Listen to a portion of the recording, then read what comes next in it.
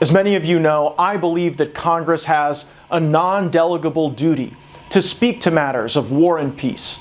Congressional war powers don't exist just so that Congress gets to weigh in or offer a thought. Congressional war powers contemplate a world in which members of Congress would debate the ramifications of the United States sending our bravest patriots into conflict, where we would have amendments and discussion about second and third order effects of U.S. military intervention. This week, Democrats are seeking to ripen questions about the authorization to use military force in Iraq and Iran. That is a good thing. It's good because the 2002 authorization to use military force against Saddam Hussein is still being used to justify military action in Iraq. The Iraqi government has said that they want us to leave. Most of the American people would like us to have a smaller footprint in the Middle East so that we can invest the trillions of dollars that we're spilling in the sand here in our country, for the American people, for our workers, for our infrastructure, for our health care. But I am deeply troubled by how Democrats are choosing to present these questions.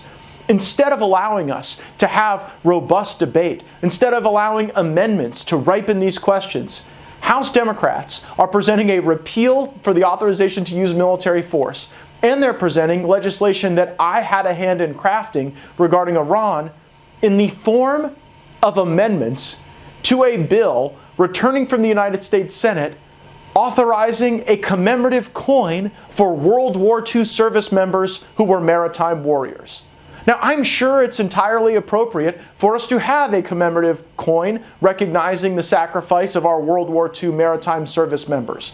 But this is not the place to have a debate about where the United States has authorized the use of military force. Now, why have Democrats done this?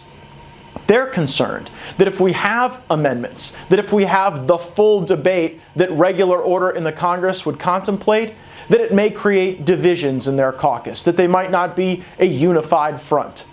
This is playing politics with the most serious and solemn obligation we have to speak to matters of war and peace. Democrats in charge of the House right now should not be trying to shield debate or block debate. They should be inviting debate as to whether or not we should be in Iraq, whether or not we should have war with Iran, whether or not an authorization to remove Saddam Hussein from power is still relevant in the world now, some 18 years after it was originally authorized. I am going to continue my work in Congress on behalf of the service members that I represent to make Congress vote on matters of war and peace, to require us to actually do our jobs when those who wear the uniform are so patriotically doing their job. But I am not up for a process that starts with the proposition that we need to invite debate and then uses every swampy procedural tool to limit debate. We'll be working on this in the coming days, and you'll hear more from me. But right now, I'm deeply troubled that Congress is not living up to the patriotism of our service members who go downrange, who fight, and who I could never be prouder of.